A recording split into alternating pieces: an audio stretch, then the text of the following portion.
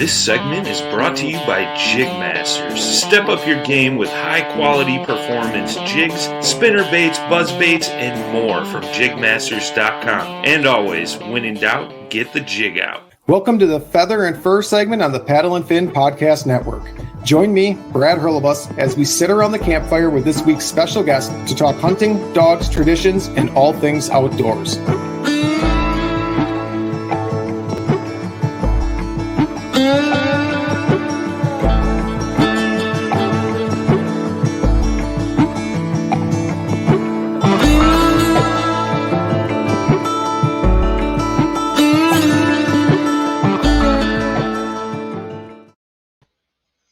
Welcome back, everyone, to the Feather and Fur Podcast. Again, I am Brad Hurlebus, and today we have Parker McDonald on as our special guest, and we are going to talk kayaks, hunting, and just a little bit of everything outdoors, so we're going to bring him right on in. Welcome, Mr. Parker. How are you tonight? I'm doing good, man. Thanks for having me on. Yeah, absolutely. Appreciate you coming on. I mean, as you know, because you have your own podcast, finding guests can be difficult, but it's always nice when we all can just kind of meet up and do the whole podcast thing together. Absolutely, man. It's one of the most underrated difficulties of being a podcast host. When you started out, you're like, man, there's so many people I could talk to. And then by like week 3, you're like, I don't know who else to talk to. I feel like I talked to everybody already. I know. It's like I've got all these friends in the hunting community, and they're like, and half of them won't talk because I get it. They're shy. They're antisocial, everything else. We hunt solo. I mean, it's not normal. I mean, there's some group hunting activities, but most of the deer hunters are solo, right? I mean, you have your little get together afterwards, but yeah. So it's like you whittle through your friends quickly. Then you're reaching out to like friends of friends and like random social media contacts. And it's like, this is a lot of work on the back end. It is. And what I find most of the time, I'm kind of a procrastinator when it comes to that kind of stuff. When it comes to like putting something on somebody else, I kind of procrastinate. So without fail, what almost always happens is when I'm like really like proactive and I get a guest and I schedule it a week in advance or 2 weeks in advance, and I always like the day of I'll send a message and like, hey, you guys good? Oh my gosh, I forgot. And like I totally forgot about it, or like, man, I had a work thing come up, and then I'm still left in the situation of, okay, well, I got to figure something out last minute. So I typically wait until like the day before, and I'm like, I'll send a message like, hey, kind of had a last minute, cancellation or whatever. Yeah. And would you be willing to come on? And then what I usually find is that gets guests to commit because they know 2 days in advance or 1 day in advance if they're going to be free or not. They're not going to tell me, they're free when they really aren't. So, and most guys don't really know what their schedule is. They have to ask their wife, and they usually don't before they commit to being on a podcast. This is true. This is true. Before we jumped on here, I was loading my wife's kayak about an hour ago to get her on the water so she could go do some paddling with some friends. And she's like, are you coming with? I'm like, nope, tonight's the night that worked out for everyone. So have a good paddle. Yep. Hey, that works. It does. She's actually paddling a flooded lake. So it's part of a 3-lake chain. And they had been pumping the middle lake. So it's Crystal Fish Mud Lake area up in Wisconsin here. And they've been pumping Fish Lake for years into mud, and their pumps couldn't keep up anymore.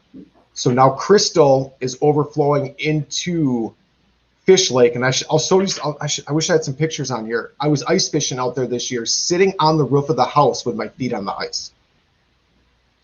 That's how much, like, this lake is flooded to the point where water is up through the first story, pushing almost the second story now. Holy cow, man. I can't even imagine. I can't imagine that. Really, when you talk about ice fishing, like, I don't even know what that's. I don't even know what that's like to walk on frozen over lakes and stuff. Like, that's such a foreign concept down here. Like, it's really cold when you're out there and there's like little ice chips in the water. Like that's as cold as it gets.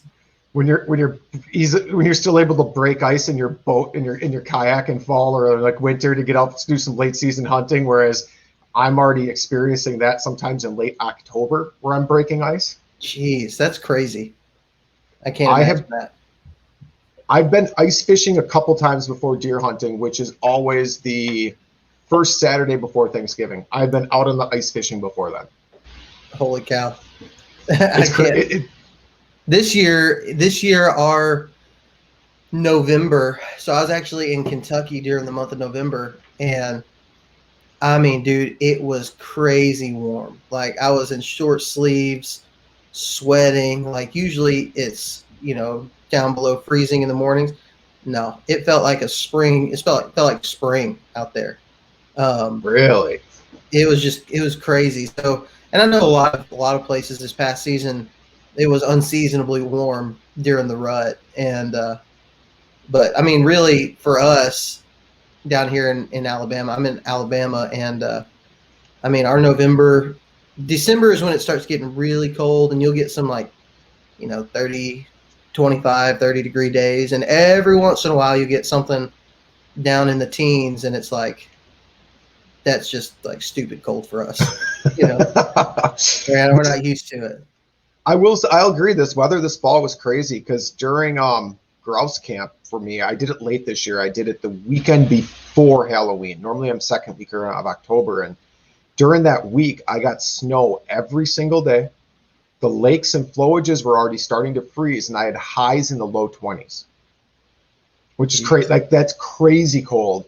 And then it warmed back up during both. Like after that weekend, like all the snow melted, like the lakes unfroze, and like it got unseasonably warm. And like I remember that because I'm like, this is crazy, because I was hunting deer and it was colder in fall when I was hunting birds. Wow, that's wild. Like it was just such a drastic weather swing. Like people were up north ice fishing already. Like I think some people got on early ice like late October, early November, and then everything melted and we didn't get ice again. It was late because everybody at one point was like, is it ever going to freeze? And it always does. Like we always get ice, but everybody gets all itchy then. They're like, it's the second week of December and I'm still out on ice fishing. I'm like, oh, it's one of them years. Yeah. And we always, as long as I can remember, you'll have those cold fronts that come through where you get, below freezing weather. But for the most part, 40 degrees, I would say, is a pretty average temperature during the late fall, early winter, around Christmas time. As far as your highs are going to be somewhere probably in the 40s most days. That's super comfortable hunting though. In my opinion, 40s for me is that's so easy to dress for. Yeah, it's really not bad. And I was talking to a buddy earlier today, and we were talking about just different camo companies that are out there and hunting systems that they have. We were talking about all that kind of stuff, and just kind of how that for a Southern guy, it's pretty easy to find a system that works, because you don't really there maybe once or twice. I have a down jacket. I use Scree gear, and I have a down jacket that is like a incinerator. The thing is warm, and I maybe wear it 2 or 3 times a season, just on those days that are really cold. Most of the time, as long as I got decent merino base layers and a good jacket, wind breaking jacket, I'm gonna be comfortable in most weather. See, and there's been gun seasons for me where that would cut it, not a problem. I have the heaviest weight merino that Badlands makes, the heaviest weight, and there's times that's nowhere near enough. When it gets real cold, I bring a wool blanket with me, an old school traditional wool blanket, so I can wrap up my legs and my feet, because if I can keep my feet warm, the rest of my body stays warm. And if it's really pushing highs in the single digits, if not zero, because we've had that for gun season, I'll even break out the Milwaukee heated sweatshirt and just carry extra batteries, keep the core warm. And then, it's just so much more stuff you have to haul around with you though. Mm-hmm. Yeah. I'm a big fan of being able to wear everything that I'm going to wear for the rest of the day. A lot. And what I mean is a lot of people will walk in, in short sleeve shirt and pants. I don't really like to do that. I like to, once I get to the base of the tree, I like to be able to start climbing. Sure. And when I hear people talk about, well, I just pack in all my outer layers and change when I'm at the base of the tree, that just doesn't sound like a whole lot of fun to me. And those merino layers that you're talking about, that's really good for that, because while you may sweat, they wick away that moisture and they don't like just get like sweaty and wet the whole time, because that is miserable if you got a cold day and you sweat a lot walking in. That's been the great thing about using a system, a clothing system, a layering system, is being able to, I mean, I literally walk in, which I'm using the kayak a lot of the time too. So I have a lot of, upper body motion, and so that keeps me pretty warm. Sure. But I don't sweat, and that's a big part about doing that system. A lot of people say that hunting camo doesn't really matter, and when it comes to patterns, it probably doesn't. But having a system that works and a system that's like designed for that style of hunting, it does matter a pretty good bit when it comes to staying in the woods. I agree 100%. I mean, I hate to say you get what you pay for with some things, because some things you don't. But when you start talking like different materials that hunting clothes can be made out of, and even not just hunting clothes, we can break it into hiking clothes and just outdoor wear altogether. I mean, when you get into the performance level categories, it makes a huge difference in your all day comfort. It does. And the style of hunting that I do most of the time is when we start getting, so anybody who's listening who's familiar with Alabama, you'll know that Alabama has weird ruts. So if you were to look at a rut map of the state of Alabama, it looks like a weather radar and like a hurricane blowing through, because it's like a heat map type thing where they have different colors for times of the rut. We have like 4 or 5 of them here. And so where I hunt most of the time, our rut, like peak rut, is second week of December, usually like December 5th through we'll say the 15th. That's when you're going to get the highest like chasing activity, and it may not be peak breeding, but it's peak chasing. Sure. And so that's a cool part. Then you got places in North Alabama, like far North Alabama, just, I mean, really 30 miles away from where I'm at, where January is like late January is it. And then South Alabama, you got late January rut. And then you got parts around like Eufaula, Alabama, which is right on the Georgia border. And their rut's like in November, like early November. I mean, it's really a strange rut that we have here. And it definitely, if you're going to hunt in this state, you have a lot of opportunities to hunt the rut. And so that means you have a lot of opportunities to hunt all day long. And so you want something comfortable. That's kind of my point, is like for a Southern guy or somebody who's in Alabama or Mississippi, they have kind of the same type weird ruts. And if you're going to hunt these type of areas, you really do have a lot of opportunities to hunt the rut from November through February, till your season's over. You could chase a rut, whereas most parts of the country, you pretty much guys are preparing for that Halloween through November 14th time frame. That's where it is. That's what it is in Wisconsin, almost like clockwork. And you might get a little variance between the far north and the south, but not much. Yeah, and it's wild to think about, because like guys like yourself, you have that window of time when hunting is the best. This is when I need to grind and grind hard. Whereas guys down here, we've got guys who are grinding like that literally from November through February, or until they're tagged out, because they can. Crazy. And so they're just going hard at it.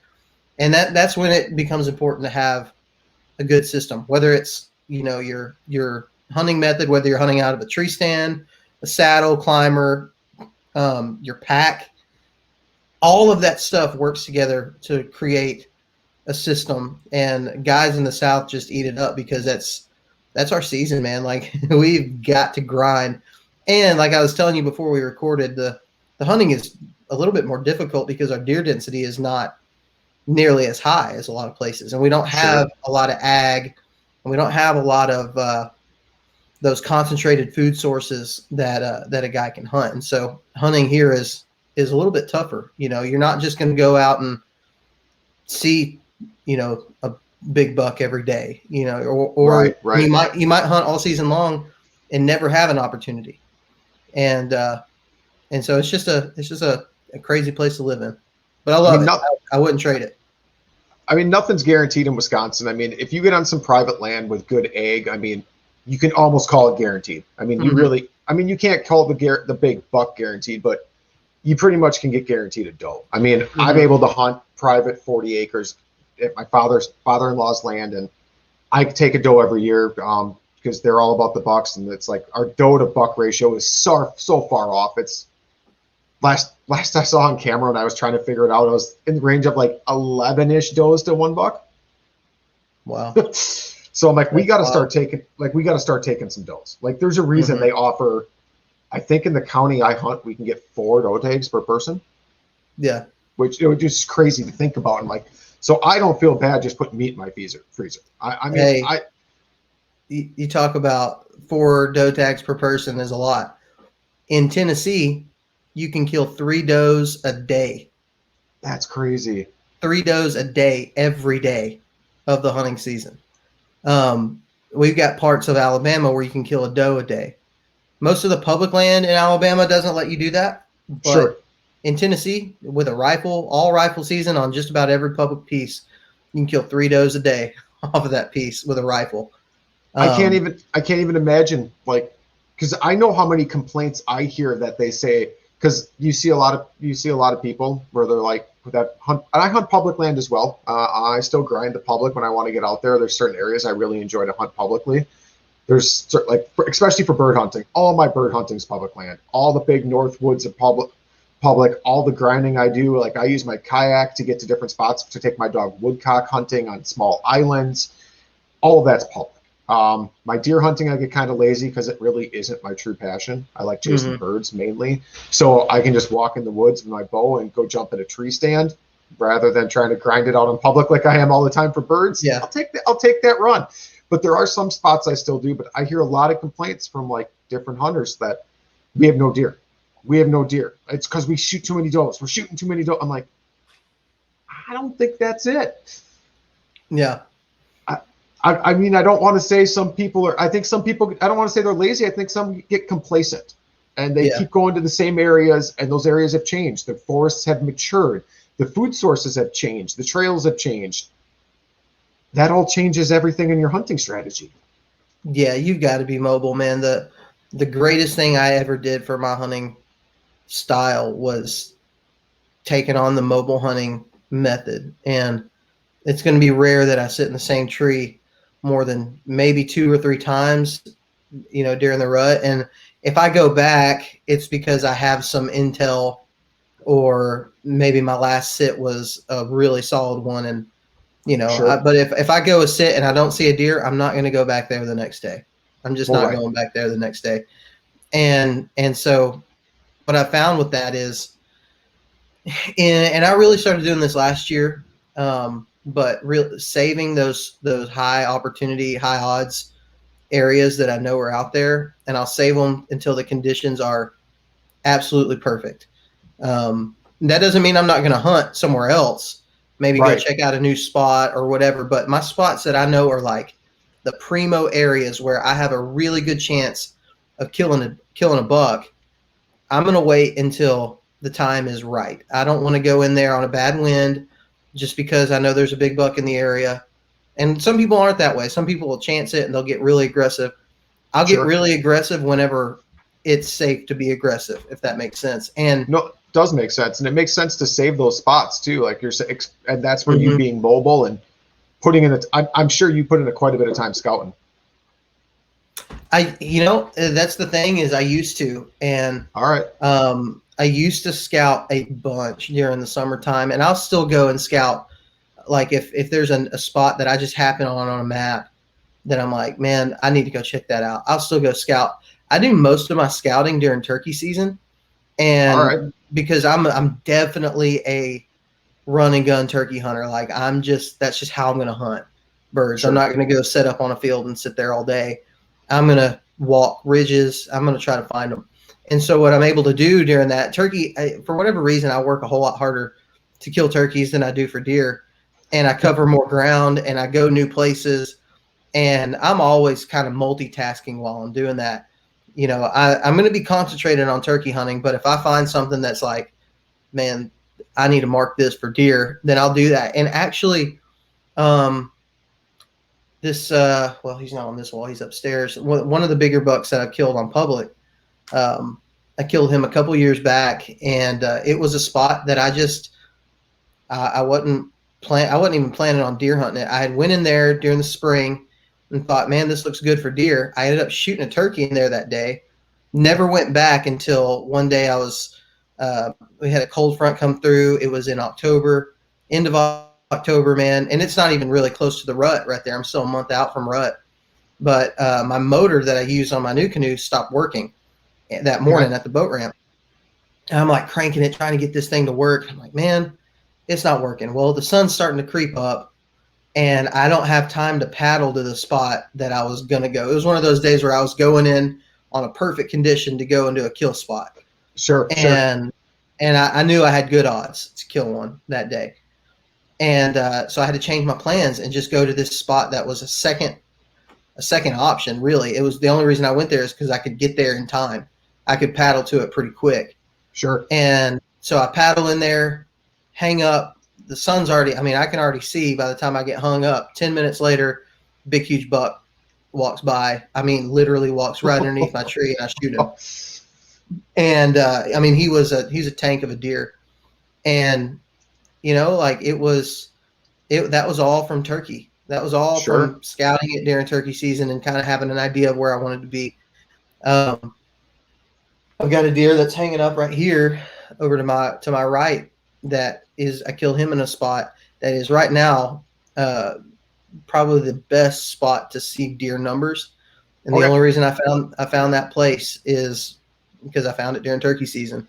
Sure. And what you get during that time is the leaves it hasn't greened up all the way yet, so you're still able to see the deer are on their same type of winter patterns a lot of times, and it's not hot as heck. Right now we're getting 85, 90 degree days with 4,000,000% humidity. Right. And you don't want to be out there grinding it in the thick jungles down there. It's miserable, man. And if there's a spot that I just happen on that I want to see in person before deer season, I'll go check it out. But for the most part, during the summertime, I'm trying to grind away at work, and I'm trying to spend time with my family and save up those days for deer season. That's the most valuable thing I can do right now. And if I get an itch to go out and scout, then I'll do it. But like I said, I used to. That's how I was able to set up a lot of these spots for success. And it takes years. Like it literally takes years.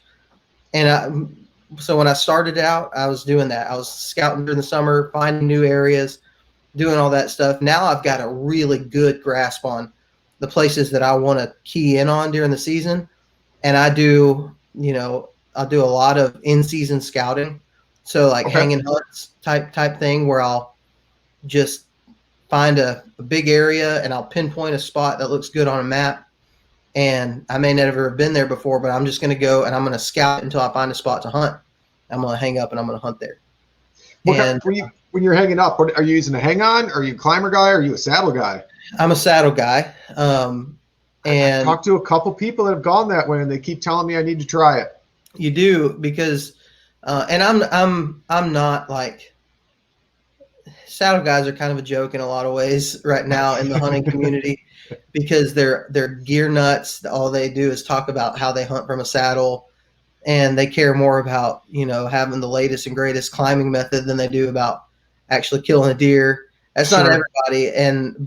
But it's goofy, man. A lot of the saddle hunting forums are all about brand names, and it's just dumb. And, and a lot of it's just stupid, and I don't care for it. But it really is, for me, it's the best way for me to be able to be mobile. And I don't dread, carrying all my gear, a mile or 2 miles or 3 miles. I'll carry it all. I wear the saddle in. You can kind of see right back there.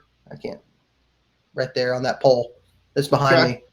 I've got all my saddle gear hanging up, and I'll wear that saddle in, and I got a pack that packs all my sticks and my platform, and I just go, man.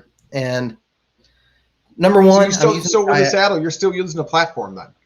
Oh yeah, yeah. It's a little bitty tiny platform. It's like 3 pounds. You know, it's pretty small. Super lightweight, right? Mm-hmm. It's very lightweight. And then I'm using the tethered one climbing sticks, which are like less than a pound each. I mean, they're stupid light. And I did that originally. I did that because I moved to self-filming, and when I started filming, I didn't want to carry all this filming equipment plus a climber in. Right. I tried the hang on. I hated that. I'd hunted from a climber for most of my life, just periodically, and they're great. I mean, they're mobile, but they're heavy as heck. They're heavy, and you need the right. At least I don't know. Maybe the laws are different in Georgia, but Wisconsin, you can't cut public trees on public land. You're not even supposed to trim branches on public land. So yeah, you're not supposed to do that there.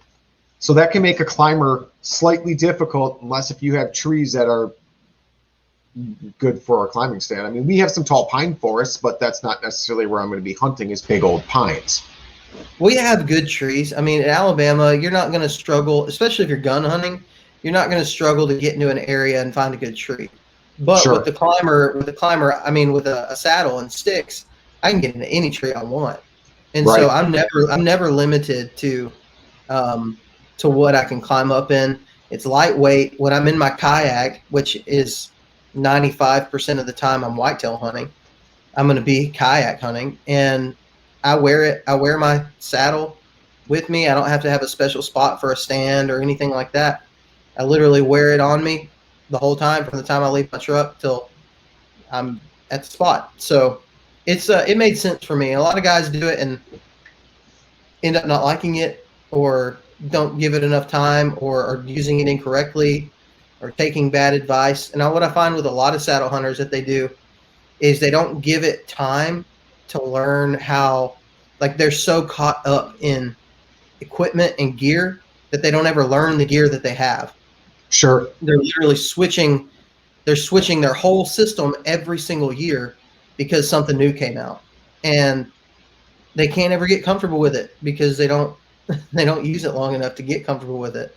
And so that's the goofy part about saddle hunters, is that most of them are gear nuts.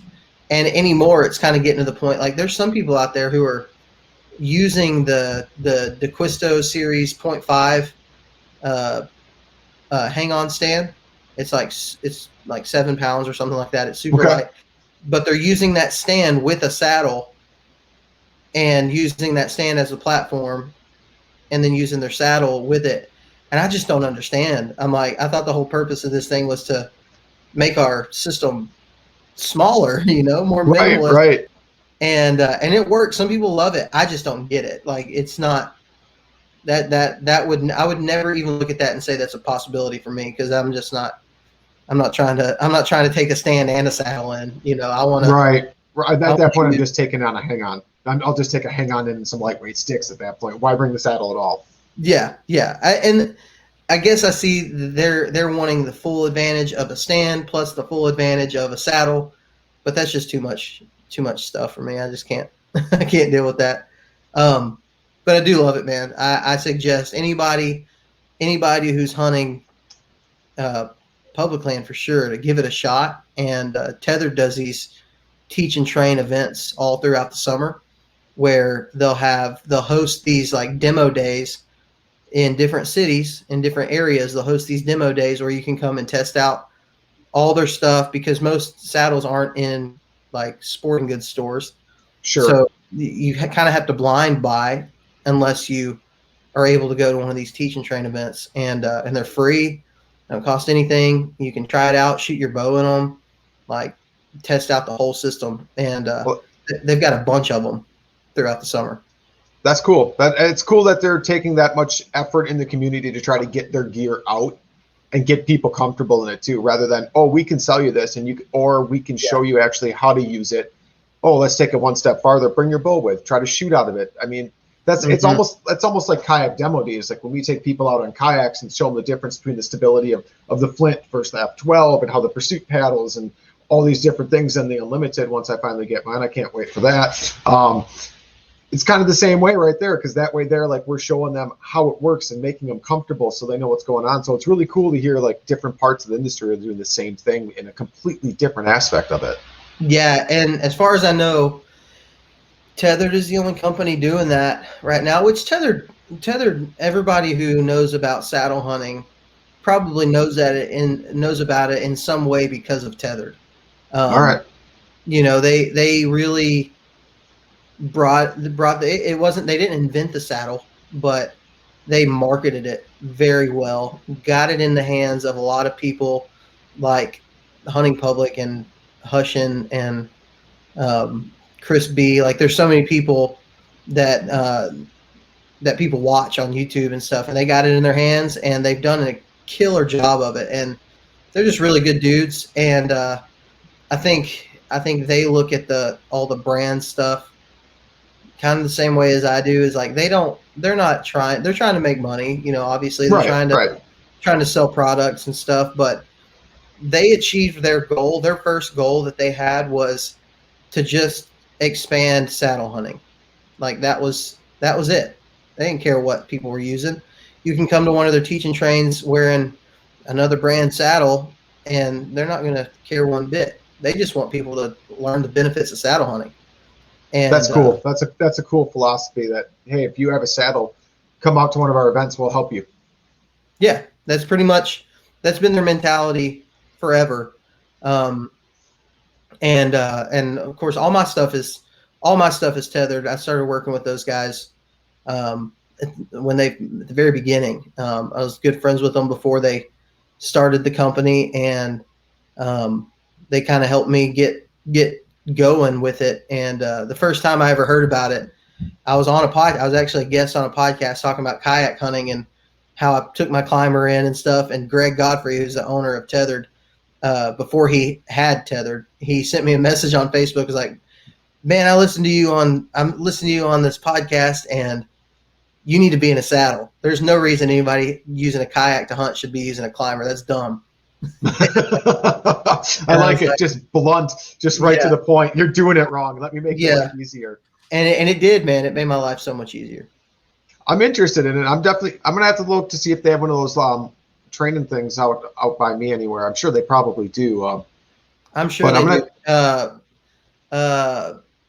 I believe Garrett Prawl, DIY Sportsman, is in Wisconsin. I think that's where he lives, and he's on the Tethered team. So I'm sure they got several of them up there, up north, that you could probably get your hands on one. Because I definitely do. There are some spots where I do use my kayak to get in for, like I said, I still do chase the occasional public land buck when I get that urge. Or the last season I really did that was when my dog got hurt early on in the year.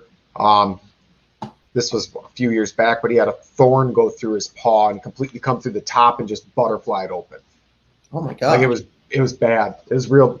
So it started with him starting to limp a little bit. And I found a little tiny, like just this little tiny hole on the inside of his foot. And I'm like, what's going on here? So I clean it up and it doesn't get clean.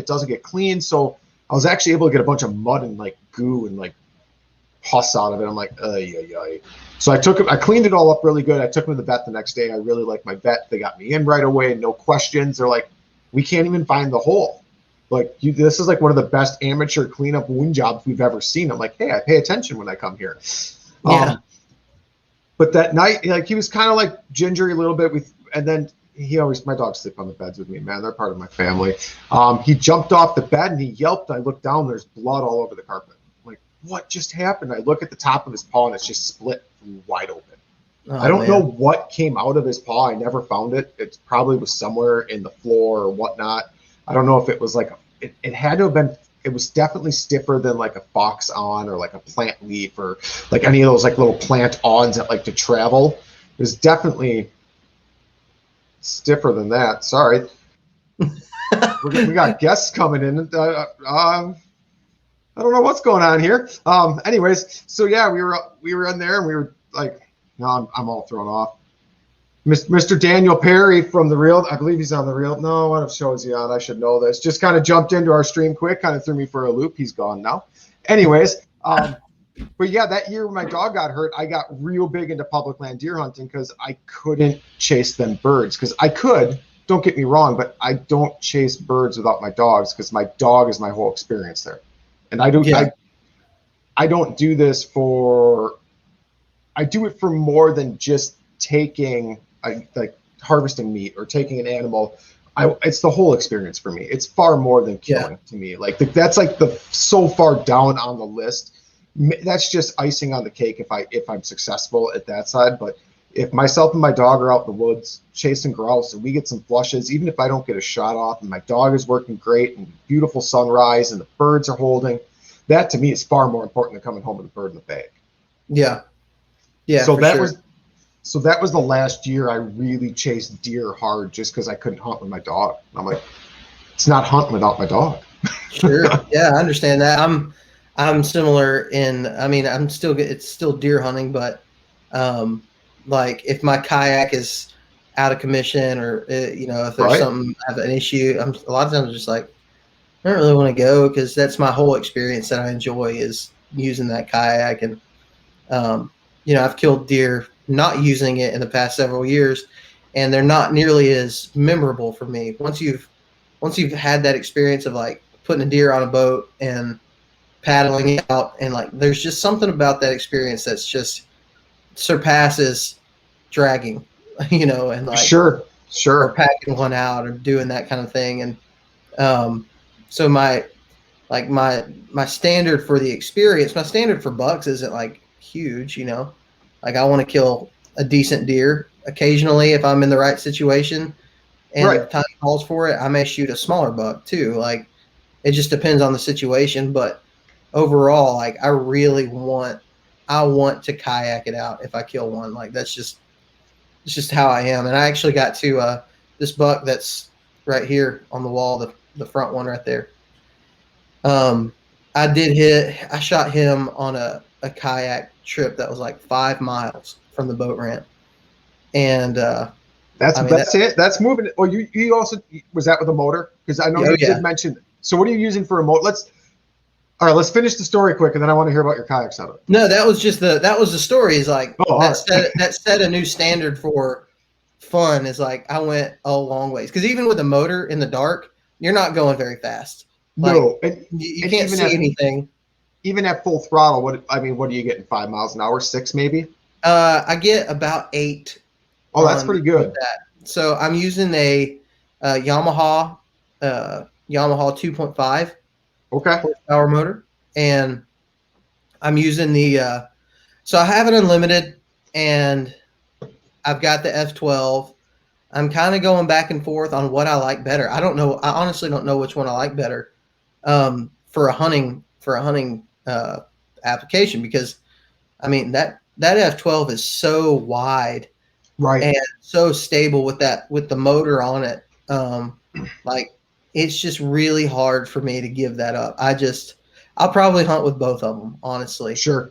I really like that boat, that F12. That was the first new canoe that I ever bought, and man, it was long before I was on the team, anything like that. I was just trying to find the best kayak for hunting, and got that. I guess it was the first turkey season that I had it.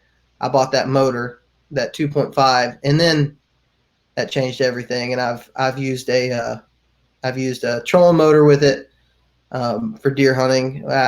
When that motor went out of commission that day when I shot that big buck, I didn't get the motor fixed for the rest of the season, like just because I was just so caught up in hunting. Like I didn't want to take the time to go and take it to the shop, so I just used a trolling motor the rest of that season, and then got the motor back. And dude, that thing it's awesome because so I tell people are like, man, you got so much money invested in that new canoe, you could just buy a John boat. And I'm like, yeah, but then whenever it comes to wanting to hunt a little small creek or a swamp or something like that, then all I've got is a John boat with a motor on it that I can't use. Or if I want to drag my boat a couple hundred yards to to a creek from a parking area, all I got to do is just throw this thing on a cart. I can't do that with a John boat. Like, I am limited a little bit on how far I can go and how fast I can get there. Right, you are. But I can still get there most of the time. I mean, 5 miles is a long ways to go in the dark, and that's a very long ways. I mean, it's a long ways in a boat. You know, right, like that's a long trip, even in a boat. So I was running the Pursuit last year with a 3 horsepower longtail mud motor for duck hunting, and I'm shocked you're getting 8. Like, I got 6.5 in clean water. Yeah, 6.5. But I mean, where it really shined was with like 4 dozen decoys in that Pursuit, like a dozen goose floaters, 3 dozen ducks, all my normal gear through the lily pads and the thick weeds and the swamp. I still did 4.5 to 5. That's amazing. I want to get one of those. Are you just doing like the conversion kit type thing? I have an SPS mini swamp runner. Dude, so it uses the 3 horsepower Predator engine, and it's a true type, like it's designed from like the Taiwan builds. It's a true longtail. That's amazing. That would be so perfect for a lot of the swampy areas down here in Mississippi, Louisiana. There's one WMA here that I'm not going to mention, but here in Alabama where you absolutely have to have that. I can paddle it. Sure. For the most part, I can paddle it, but there's some spots where it's even too shallow to paddle. And if you don't have some type of mud motor, you're just not getting through it. So your boat still does need to float with this motor. It does 3 horsepower. It's not like a surface drive, because I also have an Excel F4 1651 with a 37 horse gator tail surface drive. I mean, I have that. I've got the kayak. They all have their different applications because there is no perfect boat in my mind. Yeah. I love kayak hunting. I love kayak fishing. There's just some spots that I want to use a big boat to get to. Like, there's some spots on the rivers by me where it's a 7 to 9 mile run to get to the areas I want to hunt to the closest launch. Yeah. I haven't hunted them. I haven't, because it was just too far to get to. Because at 6 miles an hour wide open in the Pursuit, that's an 1.5 hour run. I've never even ran that thing for an 1.5 hour wide open. I don't know if the 2 gallons of gas tank can get me there. Yeah. Yeah. Yeah, you definitely don't want to take that chance, because even with the kayak, if I go 5 miles and my motor stops working, it sucks, but I can at least do it. You know, right. It's a paddle vessel. You get stuck that far back there with a boat, and you're pretty much calling somebody to come get you out of there. Pretty much. That's that's bad. But like, the boat's going to open up so many things like that for me. And that's another reason why I picked up a Flint this year, because I wanted that smaller, lightweight one. I will be hauling the Flint with the big boat to get back to some of these spots that other people can't get to. So have you ever used the what's it called? The Suspends all-terrain carts? I have used one once. I am purchasing one, like those heavy-duty Suspends carts, which are real similar to like that heavy-duty Wilderness Systems carts, where it's got that nice bunk and then that cart's where it's at if you're hauling a lot of weight in a heavy kayak. It's amazing. So I actually used mine last season on this place. It's actually the same WMA that I was telling you, where you need a mud motor to get through a lot of it. But there's this one little spot that has a creek that's about 300 yards away from the parking area. Sure. And me and a buddy were like, hey, we want to hunt this spot across the creek, but there's no way to get across this creek. It's deep. But you had to walk. You had to cart it like 300 yards through a cornfield full of mud. And that was the first time I'd used this all-terrain. I was like, well, I'll bring the cart, man. I haven't needed it yet. We'll see how it works. And, dude, it did it like a dream. I mean, I'm not going to say it was like easy necessarily, because you're still carrying a kayak on a cart, through a field. But compared to other carts that I've used, I mean, the F12 is not a light boat, and we were able to just throw it up on that cart and go, and it was not bad at all. See, and that's where the kayak shines. I mean, there's some small spots I hunt that you can't get a big boat into. You just can't. Yeah. And I mean, they're decent paddles, but it's just areas that you can access. I mean, that's where the kayak shines. It gets you into these little areas that, unless you have a kayak or some sort of skiff or something like that, you're just not getting there with traditional equipment. No, I love it, man. And I probably limit myself a little bit in a lot of places because I'm always going to be drawn to the water access. Even some places where you don't need it. I shot a big Sure. deer in Kentucky this year. I shot a really good buck on November the 11th this year. And this place was not a water access place. It had water, but you didn't need water to hunt it.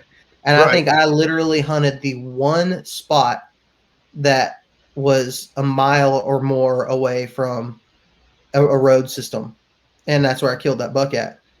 So it definitely worked in my favor for that. But if I would have hunted the place hard all week, I probably would have killed a buck, not Right. kayaking. But for me, like I said, that's just part of the experience for me. Like I'm gonna do what I can to try to make it a water access hunt if there's any possibility of it. And I just love it. I love every part of it. It's not necessarily more work, but it's different work. And you don't see as many people utilizing it, which, especially if you're going to chase on public land, in my opinion, getting to where other people don't go and going that extra little bit of effort makes all the difference in your hunt. It's the same for like duck hunting. I mean, I can go hunt big public marshes and be 150 yards from someone else, and yeah, we might shoot some ducks, or I can grind it out and get back to these places other people just can't get to and spend the time to get there, where it's dragging my kayak 300 or 500 yards through like knee-deep muck until I can get to water to get into these spots. It makes all the difference. It does. And like I was saying earlier, I like to hunt areas and be intentional about when I'm hunting them and not put a bunch of pressure on a spot, until the conditions are right. And most of the time I can do that with confidence, knowing that nobody else is probably getting in there either, Right. because I just don't see a whole lot of people out there. Like in one of the main areas that I hunt, it's one boat ramp, and I may see, there's about 2 or 3 other guys who do it on a regular basis out there. And you're talking about thousands of acres that they can hunt that is only accessible by water right there. Sure. So we're not running in on each other for the most part, with the exception of one of the guys. We all have a pretty good relationship, and we text and, help each other out. Somebody kills one, well, everybody kind of knows where they killed it at. It's not secretive, Right. nearly as much. And, like I said, we have one guy in that does it that's definitely not that way, and he's kind of a tool bag. And we've all kind of experienced him being a tool bag like that. And so, but I mean, it's really kind of a group of us, and we treat it kind of like our own, like, lease. It's like our own Right. home lease, and Right. we treat it as such. And the way I see it, to anybody who is willing to do that, to kill a deer, if they happen to get into one of the areas that I've hunted, or that I want to hunt, or that I know has deer, if they do the work to get there and they find that spot on their own, and not like, and what I mean by that is they're not like following me, Right. or going on some of my YouTube videos. I've had this guy that I was telling you about. He's gone on my YouTube videos and tried to figure out where I'm hunting at out there, and that's how he kind of found out about the area and told me it to my face. I was like, yeah, that's how I found out about this. That's taking internet scouting to an inappropriate level. Yeah, it was. There's a long story to that I could tell you the whole thing. He got to a point where he was like commenting on my videos and being like, man, I can't believe we had trail cameras go missing in there. And I'm not saying you're the one who stole them, but it sure is convenient that you were the person in there. And like, Wow. just kind of all kind of accusations and stuff. But he, he found it that way. But for the most part, man, if somebody just goes in there and we happen to run into each other, it hasn't happened yet. But if we happen to run into each other in the same area, or somebody's hunting, I find hunter sign, it's kind of like, you did as much. I respect that, because you did it. Right. I know what it takes to get back here, and you did it. You did it on your own. Power to you, man. Let's help each other out. I agree, 100%. Like, respect earns respect, right? I mean, like, you're putting in the work, you're getting it done. You're looking at the sign, you're looking at the different access points. You're like, I can do it this way to get here. And you put in the time and the effort to get there. And if you're really going back in, I mean, it's not easy work. Even if you're using a kayak and using that water access to benefit you, it's still work to get far enough back in there to have a successful hunt in a lot of places. Absolutely. It's like you said, it's a different kind of work. I would personally at this point, I've done a few like long, like 2 mile, 3 mile hikes to get back into an area. I would rather use a kayak just as far as the ease. It's a little bit of work loading it up, front end work, getting your boat unloaded, and it takes time. But as far as like actual effort that it takes, it's mostly mental. It's not nearly as physical as hiking. And for the most part, I'm where I'm hunting is where I'm landing the boat at, where I'm parking the boat on the beach. Like I'm hunting somewhere close to there. I'm not doing a lot of spots where I have to walk a long ways from my kayak. I'm usually hunting fairly close by. And so like even dragging a deer, I'm not dragging a deer 2 miles, I'm dragging a deer 200 yards to my boat. And then it's just smooth sailing from there on out. You got the boat's doing all the work. Right. Especially when you're running a motor, even if you're paddling though, I mean, the extra weight's extra work, but it's still the boat's doing a lot of that work. Dude. And I've paddled a lot of deer. I've paddled way more deer than I've gotten out with a motor. And it doesn't even matter, dude. I would paddle 10 miles with a deer and never even get tired of it because you're just you're so high on that emotion, and the whole thing is enjoyable. I would take my time. If I shot a deer 10 miles back and I had to paddle it out, I would take my time. I wouldn't be like grinding it. I'd just be. I didn't care if I get home at 3 o'clock in the morning. It don't matter to me. It's gonna be fun the whole time.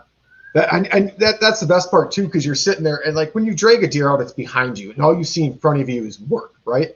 But when you're taking out in a kayak, the deer's in front of you.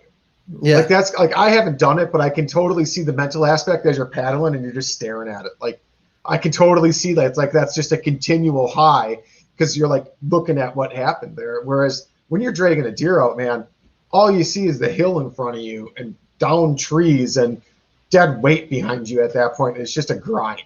Yeah, and you're dragging a deer over the tree limbs. It's just not fun to drag a deer. No, it is not. There's not a lot more physical activity that happens like dragging a deer. Like that will let you know how out of shape you are. And I've actually started on the few deer that I've killed, just walking into an area. I've packed them out. More recently, I bought a pack that I have the ability to do that. I like having that option, even if I'm using the kayak. If I shoot a deer with my bow and it happens to run a mile or something, I want to have the ability to pack it out if I need to. Now, I'm going to do everything in my power to get the deer back whole because I like the footage and I like the pictures of the deer in the kayak. But if it comes to dragging a deer a mile and a half or just packing it out, and that just makes life so much easier. So I started carrying some of the meat bags. Sure. And I carry them in my pack all the time, just in case. See, like packing deer out for me doesn't even cross my mind because we have CWD in Wisconsin and our pack out rules are very different than other places. We can't leave anything behind, and the rib cage needs to stay attached to the spine and the head needs to stay attached as well. So you have to pack out that whole section. All you can basically do is chop off the quarters, and the rest you have to try to pack out. And it's all got to come out. That's wild. So to me, packing out, like when you're not allowed to separate like the rib cage and like the head and like leave any bones or any trace behind, it's like it's easier to drag it at this point, I think. That is interesting to me because I've seen videos from Wisconsin where the hunter packed out a deer. You're not I just went over, I looked at this 2 years ago, and you have to leave the spine attached. I'd be interested. Now I'm curious. Maybe I might have read it. Maybe you can separate the rib cage from the spine, but you have to take everything with you. At least in there, maybe not in CWD areas. Like in CWD areas, you have to, which I hunt a CWZ zone. So maybe not. Okay. But I thought it was a statewide rule. I don't know. I've seen a pretty popular video of guy packing out a deer in Wisconsin. Now I'm gonna have to look it up. I'm half tempted to look it up right now, to be honest, if I can quickly, because I am almost positive. I really am. I mean, to me, like, it's just kind of, I get it, but it would be a little bit ridiculous just for the fact that that carcass is going to end up somewhere. It's not going to end up indoors. It's going to, they're going to throw it out on the side. Like, you have to put carcasses somewhere. We actually, in our CWD zones, we have sponsored dumpsters for carcasses. That's wild. To go to landfills. And maybe this was in not a CWD zone. That's a very real possibility. But that would be, God, that would suck. Because a lot of people are going deep into those like marshes and swamps and stuff out there. I was there last year. A friend called me. He called me. It was late in the gun season. He goes, "Hey, I just shot my first buck." I'm like, "That's awesome, man. Congrats." I'm like, "You're calling me because you need a hand, aren't you?" He goes, "Yeah, I am." I'm like, "I get it. We're good. I'll come out there and I'll give you a hand." And it was a long ways into a swamp, and it was thick. It was thick with buckthorn and everything that you would have in a swamp, and it was knee deep muck in some spots and almost waist deep. I'm like, "Well, we can't walk that way because I didn't bring waders." And it was work. And as you were saying, like, you don't realize how out of shape you are until you pack out a deer. That's what my buddy was like. And he's like, "I didn't realize," he flat out says, he's like, didn't ever realize how fat I got until I started to drag this deer." Yeah, dude, it's miserable. And I've done it a couple times.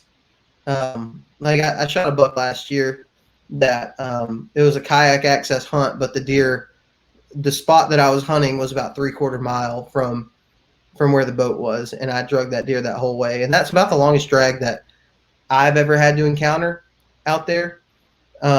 Sure. And I very well could have packed it out, but I figured I want to have the pictures. I shot it on a morning hunt, so I have all day to get it out here. I just paced myself. I'd go a couple 100 yards at a time and stop, take a break and I'm like this with everything. Like, if I've shot a deer, I'm going to soak in the moment almost every time. Like, so when I drag 200 yards, sit down for 45 minutes, take pictures, share the picture with friends and family and stuff, and just soak it all in. And if it takes me 3 hours to get it out of there, I don't care. I've done what I came to do. And that's awesome. That's a great way to look at it. And I found it quick. So I'm going to read you the regulations, and it doesn't specify zone. So you can tell me how you interpret this. All right. Okay. Here we go. This is Wisconsin from 2020. Hunters may divide a deer into as many as 5 pieces to facilitate removal of the carcass from the field, but the head must remain attached to one of the 5 parts of the carcass. The hide, lower legs, if removed, do not count as one of the 5 parts. Only one deer that has been quartered may be stored or transported at a time prior to registration, but quartering deer can be transported with intact deer. The lower legs up to the tarnish joint on the hind legs and up to the carpus joint on the front legs may also be removed. All parts of the deer except the entrails must be removed from the field. Seems pretty clear. 5 parts. So if you take off the 4 quarters, that's the rib, the spine, and the head attached. Yeah, I mean, I'm not saying, I don't know whose video that is. I've never seen it. I'm not going to call anybody out on this. That's not my job. If you did something illegal, he already would have been reported, right? Because nobody, and maybe I read that wrong, but I read 5 parts, and if you take off 4 quarters, what do you have left? Well, the one I'm thinking about probably, I mean, it was this person's probably most popular video, but it's not like it wouldn't be like a big, huge name that a whole lot of people have seen. But that's wild. I mean, I've had stuff like that happen, man, and I'll go ahead and I don't mind saying it on here, but like there's weird rules about like carcasses or like any type of gut matter going into the water. Sure, I can see that. Water, and I've had videos where I didn't know that. I mean, that seems like a ridiculous rule because if fish got to eat too, right? Yeah, if I throw a gut pile in the water, what's the difference in using like chicken livers to catch catfish? Right. That's going to be gone so fast. But I actually had a guy send me the law, and he was like, "Hey, I know you didn't do this on purpose. I know you're not trying to break the law, but there is a rule on this that you can't actually do that. It's against the law." And I was like, "Wow, Oops. well, you learned something." So, it's not that big of a deal for me to just leave it on the land. Right. I mean, you're right there. I mean, you were on Yeah. dry land when you're most likely on dry land when you shot the deer, unless you're hunting over some sort of water area, which to me in archery, if you're doing that, I give you credit because you couldn't even track a deer then. Yeah, no, I mean, most of our terrain here is pretty rocky and mountainous. Okay. So most of the time, like when I beach the boat, I'm going uphill from there. Got Like it. the water's at the bottom, the lowest elevation, and I'm going uphill. And so sometimes like I'll gut a deer right there on the beach. But part of my reasoning for doing that is that seems like the best way to get rid of the waste, and Right. and also there's the aspect of I don't want some other joker out here riding gut around pile. seeing a gut pile and be like, oh, somebody's hunting here. Maybe I can hunt here.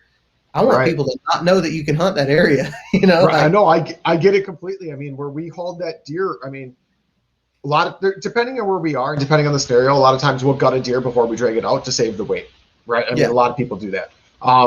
There are certain spots where we've hunted where we intentionally didn't gut the deer out even on that land. We loaded it in the back of the truck and we gutted it at a house and threw it in a garbage can because we didn't want anybody to have any idea unless you're that good of a tracker where you're like, there was blood here and follow the blood trail. Unless you saw that. I mean, I didn't want any obvious sign like on this public land we were hunting, like we're hunting here.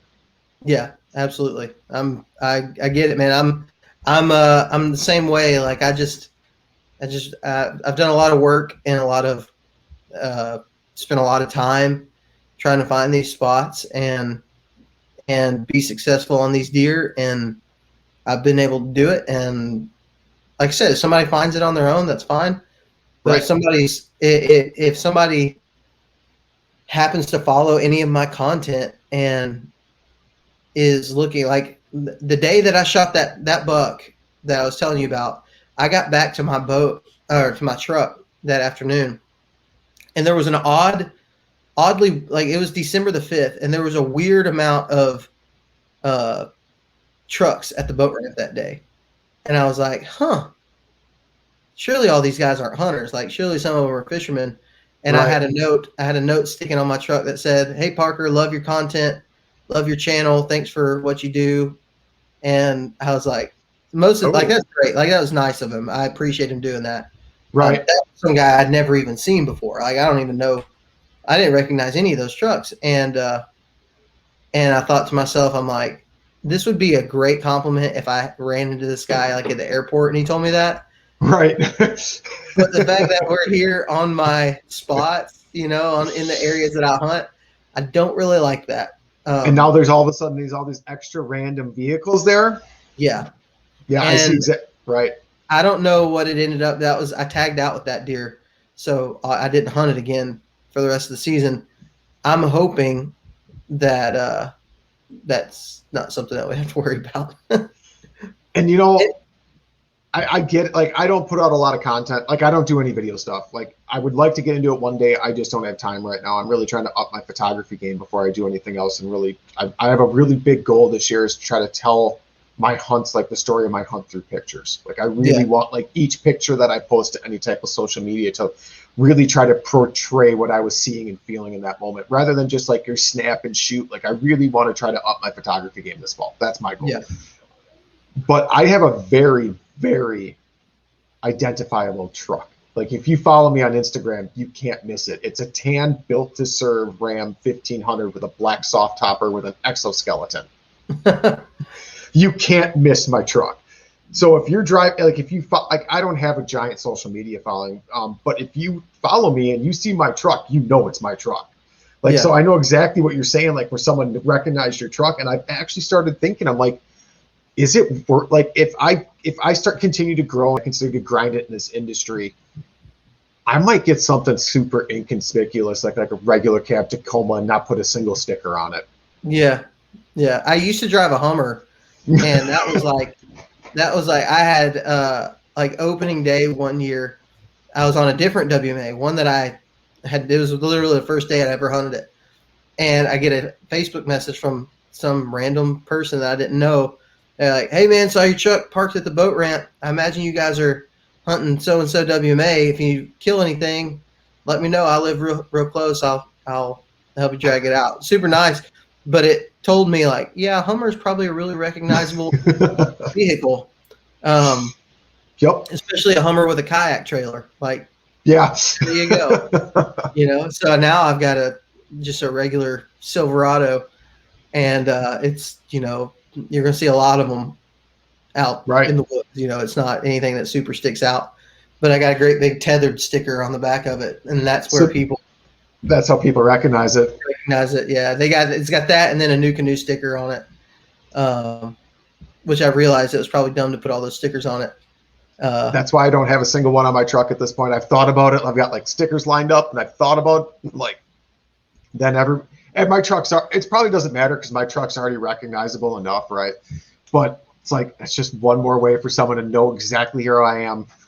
Well, the thing is for me is that I try to not think like, oh, people know who I am. Like, I don't ever want to, I don't feel like that. Like, I don't feel like people should know who I am, or people know.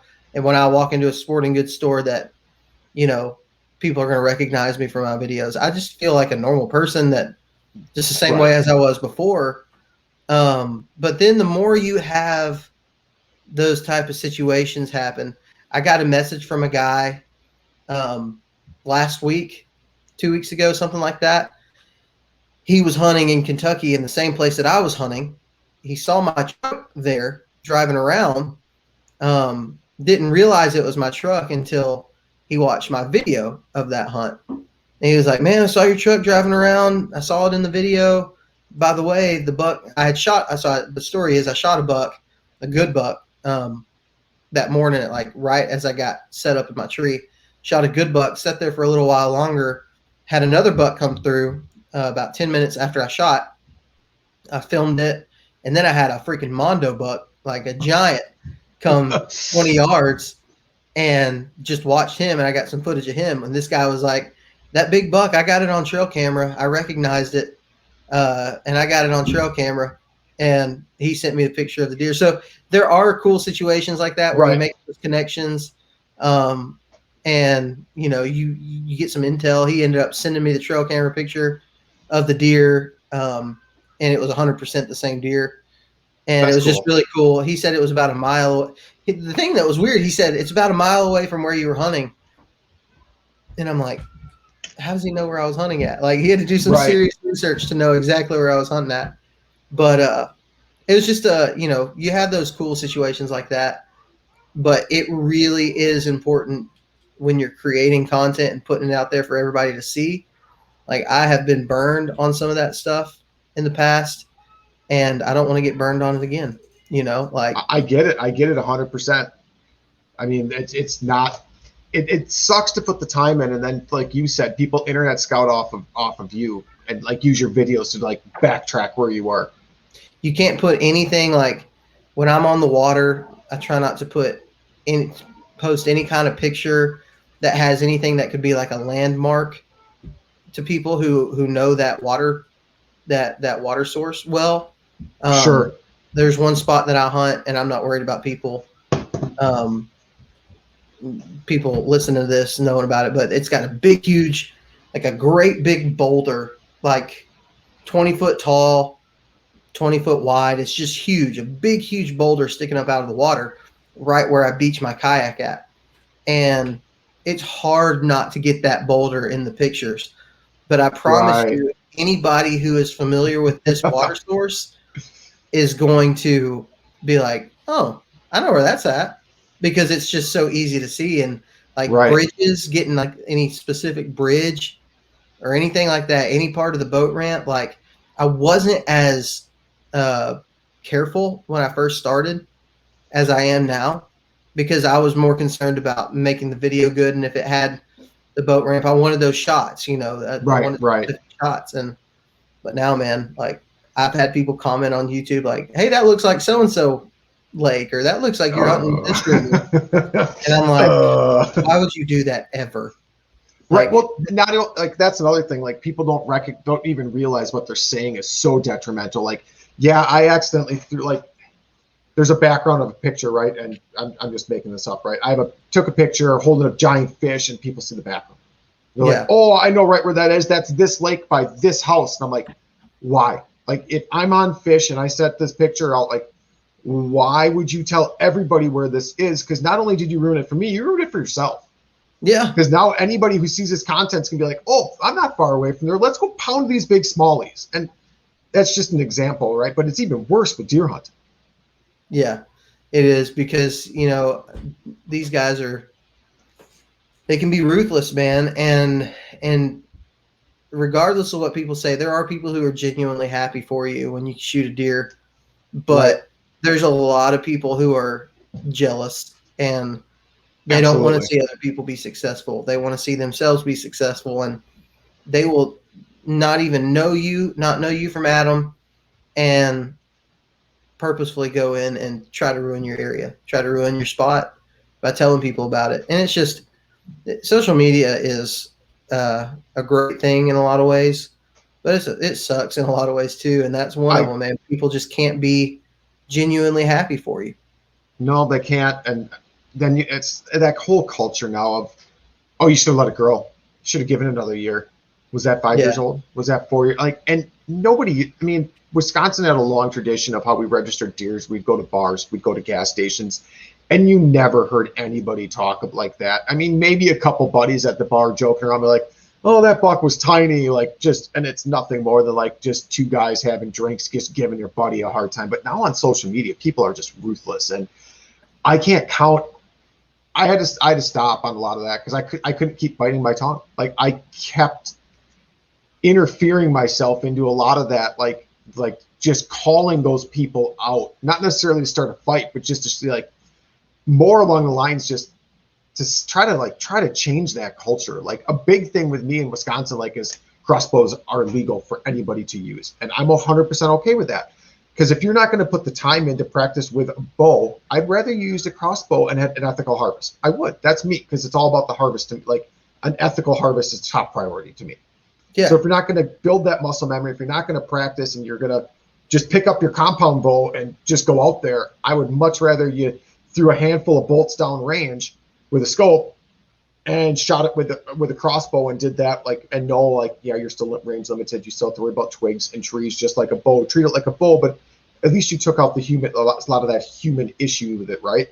Mm-hmm. And there's so much bashing on social media for a guy my age using a crossbow. Oh, you just get tore up. Yeah, I have a crossbow. I have a longbow. I'm getting a recurve bow, and I have a compound bow. I use whatever works best for whatever stand I'm going to hunt.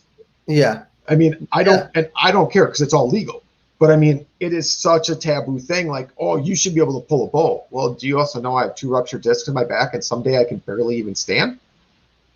Like, some days I can't pull a bow. Like my back muscles and that disc in my back is like, no, you're not doing that. But I can still get to my private land in a ground blind and sit in a chair. Mm-hmm. So should I not hunt? Yeah, people. I got a comment on a YouTube channel just the other day about that buck that's right there, and people were like, "Oh, that's a 2-year-old." So this guy was like, "It's a 2-year-old. You should have let it get bigger." Number one, it wasn't a 2-year-old. Number two, I don't care. Like, right. I was like, I genuinely was happy with my decision of shooting that deer. Like, if I shot it, I'm going to be happy about it. And that's like what I want to do through my brand and everything. I want to be a guy that's, number one, genuinely happy for other people when they're successful, especially when they're successful because of something that maybe they learned from my style of hunting, or they learned from a guest on my podcast or something like that. That makes me thrilled. That's why I do it. Right. I don't do it for anything else other than I want other people to learn how to do it. I want them I want to add value to their life. But number two, like I want to be a guy that can be happy for any type of legal harvest. And so that's why sometimes, like, some days I'll get out there and be like, you know what? I'm shooting whatever I see today. Right. And that's going to make me It's going to make me happy. I'm going to be thrilled that I shot. If I happen to shoot a spike that day, I'll be happy about it, you know. And I know that at this point in my life, where I'm at now as a hunter, there's probably not a lot of situations that I'd be happy with shooting a spike, especially not in my home state. Right, right. But if I'm out of state and it's the last day, and you know I've spent my money, I'll be happy with anything. Like, Right. I just the way I am. I don't like. I tell you what, I'm not happy with eating tag soup. I hate it. It's the worst soup that I've ever eaten. I'm not a soup guy, but I would choose every other kind of soup over tag soup. I hate it. Agreed. And if it comes down to shooting a spike or a 4-point on an out of state trip, your boy's going to do it. Like, I'm just going to. And I would do the same. I would do the same. I mean, it's no different. Late gun season, I didn't have an opportunity at a buck what I wanted to shoot. I took a doe towards the end of the season. I didn't care. I was happy to put meat in the freezer. It was a good sized doe. I was happy with it. What I was ecstatic about was my niece shot a 7-pointer for her first buck ever. Yeah. Like, that made my whole trip more than me taking that deer, like my doe. I mean, my 15-year-old niece shot it with her great grandma's 32 Rem. That's awesome. I mean, and people need to learn how to be happy that way. I want to be a guy where if anybody tries to down talk somebody else's buck in front of me, or somebody else's harvest, somebody shoots a Jake or whatever, I want them to know that there's really no room to do that around me, because I'm going to be like, dude, get over your freaking stupid self. Like, quit being a thorn in my side. Like, you are everything bad about everything right now. And so I agree. I want to have that opportunity. Now, every time I go into the woods, I'm going with a setup, with the exception of on days when I just want to shoot a doe. But most of the time, I'm setting up to kill a buck. I'm setting up to kill a mature deer. That's my hunting style. That doesn't mean I'm always going to shoot a mature deer. I may shoot a smaller, more immature deer or whatever, but I'm going in with the intention of I'm setting up to shoot mature deer through the tactics that I'm using or whatever. But I also, you know, the experience is everything for me, man. Like, whether it's, you know, if I'm kayaking, I'll tell you this, my standard is significantly lower if I can kayak the deer out too. Sure. You know, like, sure. I'm happy. I love that whole thing. Like, I took my dad out after I tagged out this past season. I took him out to an area I call Kill Hill, and it's a spot where we've killed, between me and him. He lives in Texas and I'm in Alabama, so he only gets to come hunt probably once a year. We do our rutcation out there, and there's a spot called Kill Hill. And at this point now, today, he's shot 2 bucks and I've shot 5 off this one hillside in the last 5 years. I mean, almost every year since I started hunting out here, I've seen a deer die on this same hillside within 20 yards of each other. And so we went out to this little area, and Dad, he has a limited amount of time that he can hunt. And we get out there, and we're wore out, you know, we're tired, and we see this little spike come running by, and we're both set up in our saddles, and everything about it, man. I was already tagged out, so I was actually getting to hunt with him and film his hunt. Nice. And I turn around, look behind me, and I'm like, Dad, there's deer running at us. I get up the camera, see that it's got antlers, antlers at all. He pulls up his gun, shoots it left-handed. It was his first deer out of a saddle. We got to be together when he shot a deer, and we haven't done that in years. I mean, it's been so long since we've been able to do that. And just everything. And it was his first deer to kill using a kayak. That's awesome. And so it was his first time he's gotten to put a deer in a kayak and paddle it out. And he was so looking forward to that. Dad's 57, not getting any younger. And we probably only have a limited amount of years before we can't hunt that way together anymore. He's not going to be able to go and hunt out of kayak, because it is physically demanding of a person. And so it was just so cool to be out there with him and get that on film. That's my favorite video I made all year. I shot $4 $5, something like that this past season, and a couple of great deer. And Dad shot that little spike, and that was my favorite hunt of the season, just because of the experience. I don't care, man, about the antlers are great. I do care about them for me. It's a part of it. It's a part of it, right? I mean, that mature buck in the right situation makes the hunt. But then that spike in this situation with your dad, and that's what made the hunt. Yeah, it did. And I mean, there were so many cool things about it. We were up there in saddles together. We hadn't got to do that. This is first year saddle hunting. Doing it with the kayaking in there together, and you getting to film it on film. Yeah, I got it perfectly on film. It was just everything that went into that. That's why I do it. I don't do it for the antlers. While they're a great plus and they're a big part of it, that's not the main reason why I do it. And so that's what I've always tried to have come across with my brand, with my channel, with my podcast, is that, we're out here to make good memories and to live our lives to the fullest and to set goals for yourself. If a big buck, if shooting a 150-inch deer is part of your goals, then don't settle for anything less than that. Right. But if your goal is, I want to shoot 3 deer this year on public land, or I want to shoot 3 deer period, then don't settle for anything less than that. Achieve your goals, because your goals are your own, Right. It doesn't matter what other people on social media think about your goals. Your goals are for you personally and for your own personal growth. You got to just don't worry about trying to impress people on social media. I know I don't. I mean, take me for who I am. Is if you don't like me, don't follow me. I don't care. Yeah. If your goal, if those people are living their lives based on somebody else's goals, then I guarantee you I'm having more fun than them. Right. So do what you can to have fun. I know people who have shot deer that they wanted to kill. They absolutely, they pulled the trigger because they got jacked up and they wanted to kill it. Sure. And then, through whatever circumstances, they almost they gave that experience away to be remorseful and to be sad and to be upset because the deer wasn't as big as what their friends thought that they should have shot. And so that makes the experience, it puts a downer on the experience, I don't want to live my life. I want to live my life on my own experiences and set my own goals and have my own standards. And I think everybody should do that. And I would have to ever put people down for it.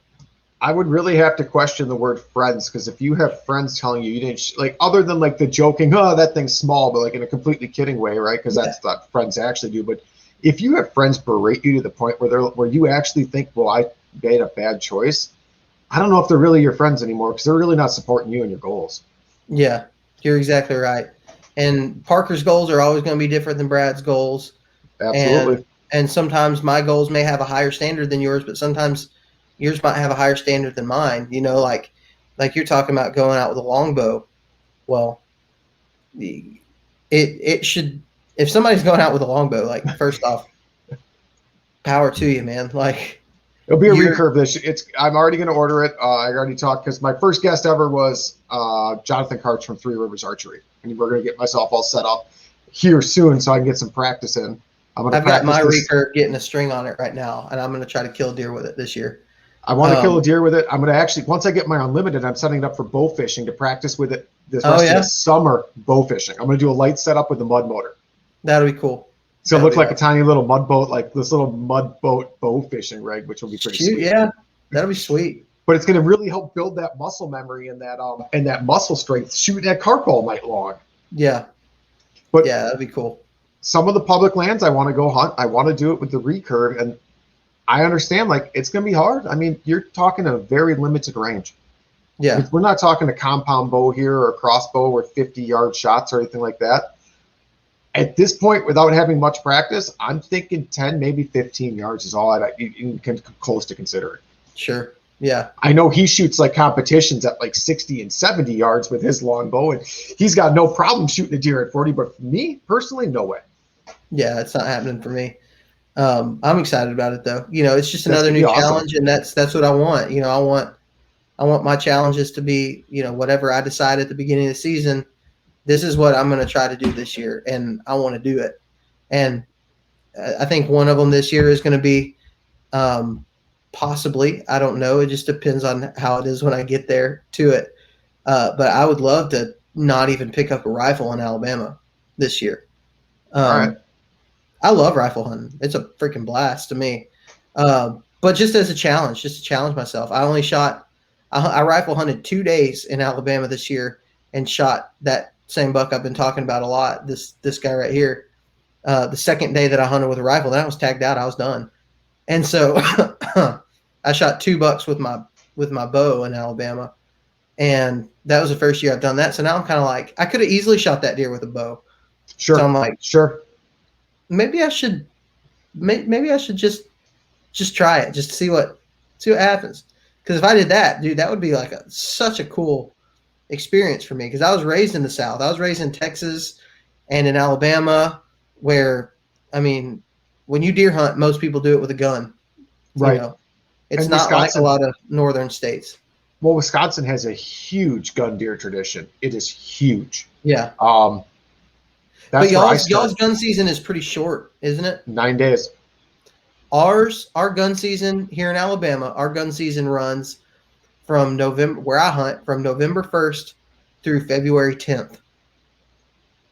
That's gun season. Every day throughout that. Every day. So do you have to wear blaze orange the entire time? Just a hat. All right, so that's like completely. So we have more gun seasons than just that. Our traditional gun deer hunt is 9 days. Mm-hmm. Depending on what zones you're in, CWD zones, all that change certain things. The week after our traditional 9-day is a 7-day muzzleloader hunt.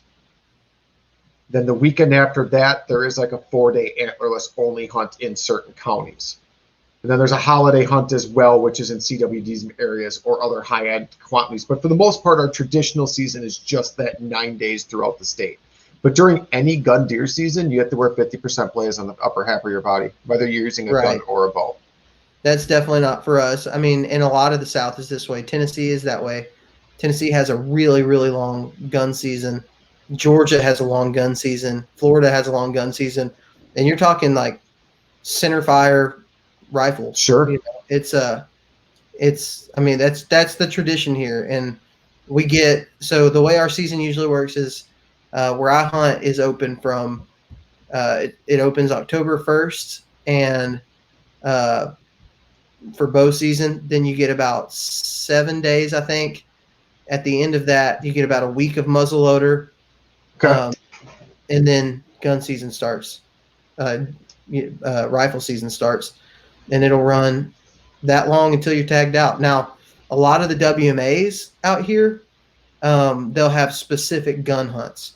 So they'll have gun hunt weekends or weeks where and usually they'll have 3. Each WMA will have 3, and so you can kind of travel here and there, and most of the time you'll be able to find a gun hunt every weekend. In the national forest areas, you can rifle hunt from daylight till dark, November crazy 1st through February 10th. I mean, till you're tagged out. I can see it. I mean, I can see both sides of it, because I mean, we limit ours to such a narrow window, and there's a lot of people that only hunt that traditional 9 days, and they really only hunt the first weekend of it. Mm-hmm. And our woods are so busy on public land, it's crazy. It's to the point, like it's nuts, because if you get all these deer hunters out there, 600,000 in the state, if I remember right, is our tag numbers normally for gun deer. So you have that many people. Got to give or take 5 or 10% that's too hungover to get out there. And we are from Wisconsin. It's a big drinking state. But if you pushed it out throughout the year like that, I wonder how much difference it has on like success. It's pretty heavy. I mean, especially if you're hunting private land, like a hunting club or something that has a lot of people hunting it. And like these gun hunts on WMAs, I mean, the deer really just kind of go into hiding. We see it. We see it absolutely in that 9 deer hunt, because you'll have a step, like, especially when I'm really big into both for that year. 2 years ago, like I was talking about that season before, I knew the land I was hunting. I knew that 40 acres really well. There was 2 bucks I was chasing hard that I had on trail camera that I just never was able to get into range and work out with the bow. Mm-hmm. But I knew which way all these deer were traveling. Like, I knew it by heart because I was in and out of there. Like, I wasn't over pressuring the property, but I was there enough to learn it really well. Yeah, for sure. And by Saturday morning, everything was pretty normal. Saturday afternoon, you could tell the deer were semi-spooked. Sunday morning was like everything changed. And that was all from all that pressure of all these people out there. And our private land butts up to public land. Yeah. So, I mean, we get pressure from that side, and everything has changed. Everything changed, and it changed because I watched it on the trail cameras. It didn't get back to normal till like December. Yeah. Before they actually settled down enough to where they were back in their old routine. Mm-hmm. It's pretty crazy, man. I think pressure is the biggest thing that really kind of limits hunters or I guess hinders hunters in a lot of ways. I've hunted a velvet hunt in Tennessee. You go out to Tennessee and they do an August velvet hunt. And it's a 3-day deal, Friday, Saturday, Sunday, and you can kill a velvet buck out there, which is pretty cool. That is kind of cool. At the end of August. And so you're killing these deer, seeing these deer in their summer patterns. Bucks are in bachelor groups. You're seeing, me and my buddy went out there this past year, and he shot, I'm talking about like a freaking giant deer on this place that this was the first time they ever let you do the velvet hunt on this place. So these deer had literally never been pressured during this time of the season. Well, he goes out there opening day of the velvet hunt, shoots this giant buck on our first time ever even being on this place. And the people that were local, the game wardens and stuff, are like, we've never seen a deer this big get killed off this place. And it's because that deer goes into freaking hibernation mode whenever hunting season comes in. They're not seeing deer like that during hunting season because, I mean, pressure's just so insane. We just got to go on a day that they had never in their life ever seen a hunter at that point in the season. And so he killed that deer 200 yards away from the road. I mean, it was just awesome. That's awesome. Wild. And that same buddy earlier that morning saw 2 other bucks. One of them was way bigger, he said, than the one that he ended up shooting. Yeah, it's just, I mean, and that's why I say pressure is everything, because there's no telling what kind of deer actually living in your area. And it's the ones that you're seeing on trail camera and you're trying to hunt and you're trying to kill, and they're just not coming out in daylight. And it's the number one reason is because of the pressure. Agreed. And so when you got gun hunts going on where pressure, a gunshot travels miles, literally the sound travels miles. And so they're hearing all that. They just go in that mode. And that's the good thing for me about where I'm doing the water access stuff is a lot of the deer that I'm hunting don't see any other pressure except for me.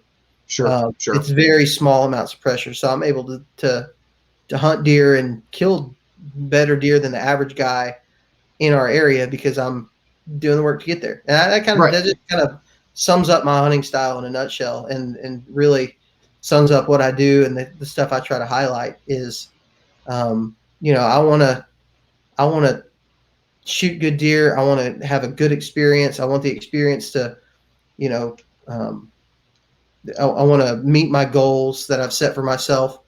And I'm going to do everything in my power to do that. And if that means getting up at 1 o'clock in the morning to go out and paddle 5 miles, then by golly, I'm going to do it. And so I just always want to inspire people to do the same. That's awesome. That going that one extra step, that pushing just a little harder to get to those deer that no one else gets to, it makes all the difference. Absolutely. It really does. Absolutely, it does. Well, I think that's a great note to end this on. I mean, it was great talking to you. But before we get off, I think tell everyone how they can find you. Social media shout outs, sponsor shout outs, give it all to us, man. Yeah. So like I've mentioned before, I have a YouTube channel. It's called Southern Ground Hunting.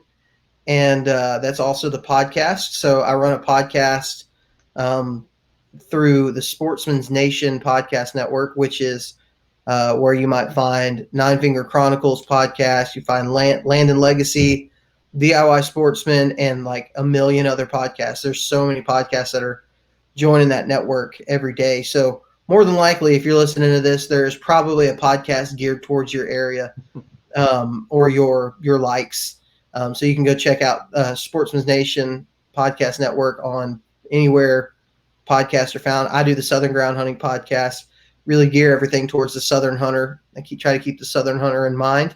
But believe it or not, we have a lot of listeners from states like Wisconsin, Michigan, Pennsylvania, states that have high hunter numbers because pressured deer are going to be pressured deer. And so they end up learning a lot from that. And then I have Instagram, Facebook. You could find it at Southern Ground Hunting on both of those. I'm trying to think. I have a website, southerngroundhunting.com, and I try to post some articles, blogs, and stuff on there. I also have merchandise, hats, T-shirts, things like that on the website, so you can check us out there. And other than that, I've got a TikTok that I'm trying to start, but everything I post gets deleted because it has dead animals in it. So I'm trying to figure out how to make quality, engaging content on TikTok without a dead animal in it, which is that's hard. why I just use Instagram Reels. I've been playing with the Reels. Yeah, I haven't done the TikTok yet. I'm doing the Reels too, and it's still hard to come up with funny ideas. So, but you can find everything on all those platforms. I try to post pretty regularly on all of them. So. Perfect. Again, I appreciate you coming on, Parker. It's great chatting with you, talking deer hunting, talking kayaks, talking tactics. It was great. Absolutely, Brad. I appreciate you coming on, man. Maybe we can link up someday and try to catch a fish or shoot a deer or. I'm always game. I'm always game to swap hunts, man. I'll get you up here on something. I'll get down by you. I'm always game for something crazy like that. So. Absolutely, man. We'll make it happen. Perfect. Well, thanks for being on, and to all you tuning in, I really appreciate you listening, and until next time. Thanks for tuning in to another killer episode on Paddle and Fin. Don't forget to go check out our website at paddle_and_fin.com. Don't forget to check out the YouTube channel at Paddle and Fin. If you got a question, comment, want to hear from a future guest on a future episode, feel free to email us at paddle_and_fin@gmail.com. Don't forget to follow us on social media at Paddle and Fin on Facebook and Instagram. Shout out to our show supporters, Angler. The Angler button and app just makes for a better time on the water and creates a virtual logbook for every fishing outing out on the water. Shout out to Rocktown Adventures, located in Northern Illinois, for all your kayaking, camping, and hiking needs. Shout out to Jig Masters Jigs. When in doubt, get the jig out. Go to jigmasters.com